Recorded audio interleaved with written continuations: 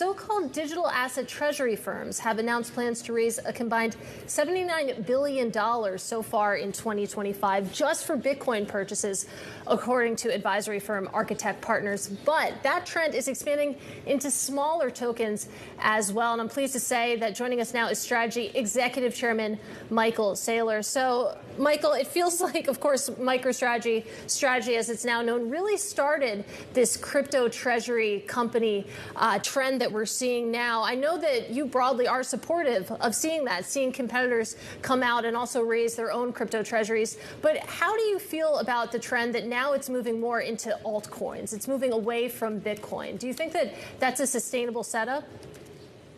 I still think the vast majority of the capital flowing into the space is flowing into Bitcoin. We've gone from about 60 companies capitalizing on Bitcoin to 160 companies just in the past 6 months. So I'm laser-like focused on Bitcoin. I think Bitcoin is digital capital. I think it's going to outperform the S&P index over the indefinite future. And I think it's the clear global monetary commodity in the world right now. So it's the lowest risk, highest return, most straightforward strategy if you want to outperform the S&P and if you want to inject vitality and performance into your balance sheet. So it sounds like you're not concerned that perhaps the fact that we're seeing these other digital asset treasury companies come to the fore here, expand into altcoins, you're not concerned that that's going to detract attention away from what Strategy is doing? I think there's an explosion of innovation across the entire crypto economy, and on the margin, it's really good for everybody in the digital asset space right now. I think the big idea is $100 trillion plus of capital in the traditional equity capital markets and traditional credit markets. And what we're focused on is delivering digital asset-backed equity and digital asset-backed credit. And I think those credit instruments and equity instruments are just going to outperform the traditional fiat credit and traditional fiat equity instruments all around, and capital is going to flow into the digital economy due to that. Michael, explain the assets, the unique assets to which you offer investors access, because it's not just Bitcoin treasury company. You have, you think, a unique selling point compared to others trying that strategy. Yeah, the real compelling idea of a Bitcoin treasury company is we hold a huge stack of Bitcoin, about $74 billion worth of Bitcoin. Bitcoin's a 21-year duration asset. You got to hold it for 21 years if you want the full potential. And it's about 50 vol and 50 ARR.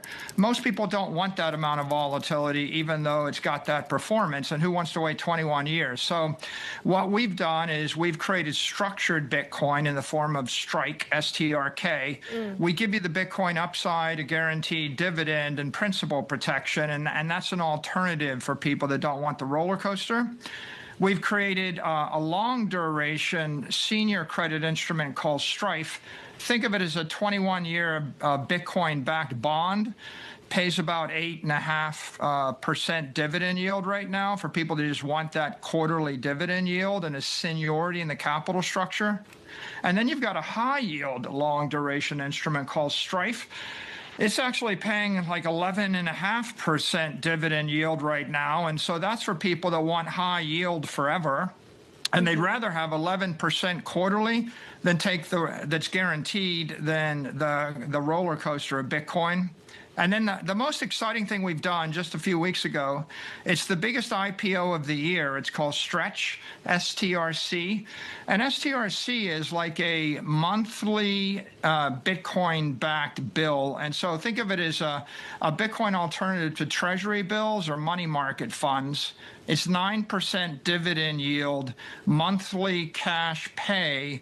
And if you just want to park short-term cash and get paid 9% dividends and have it powered by Bitcoin, you're not taking duration risk on the interest rate. You're not taking the Bitcoin volatility. And that's our most successful offering to date. Well, Michael, I do want to talk a little bit more about your financing. You touched on it a little bit. One of the other trends that you've started is issuing convertible notes to fund your Bitcoin purchases. You've also been issuing preferred stock as well. When it comes to just straight MicroStrategy shares, we know that's very popular with retail. We know convertible notes have been popular with more of the Wall Street crowd. Do you have any insight on who the end buyer of your preferred stock is?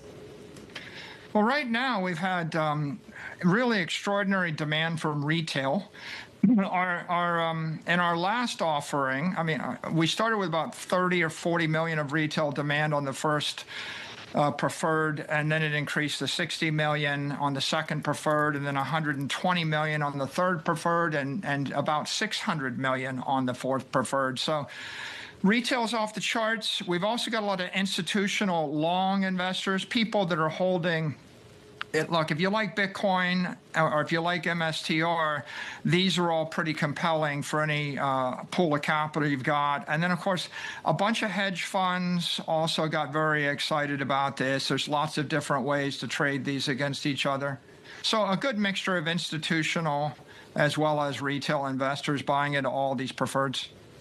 And Michael, I'd also love to get your thoughts on some of the other big news from today. A lot has certainly happened on this Friday, but one of those is what's going on in the gold market right now. You have the Trump administration ruling that gold bars will be subject to tariffs as well, these reciprocal tariffs. So imports of gold will be tariffed, and that's really sending shockwaves through the gold ecosystem. Gold and Bitcoin are also often compared to one another. Bitcoin called digital gold, for example. I wonder if you think this has any ripple effects, positive or negative, for Bitcoin. It does. Bitcoin is digital gold. It's going to accelerate the migration of capital from physical gold to digital gold. Bitcoin lives in cyberspace. No tariffs in cyberspace. The big appeal of Bitcoin is it's not physical. It doesn't have weight. You can settle anywhere with anybody in a few minutes. And so gold has always been too heavy, too slow, and you can't really ship it across an ocean. And if you do, now you're getting tariffs. So I really think it just reminds everybody why the digital version of gold is better than actual physical gold. And I think it's going to catalyze a new wave of institutional adoption of Bitcoin. All right. Crypto is stateless. It's hard to tariff. Michael, have to leave it there. Really enjoyed speaking with you, though. That is Strategy Executive Chairman Michael Saylor.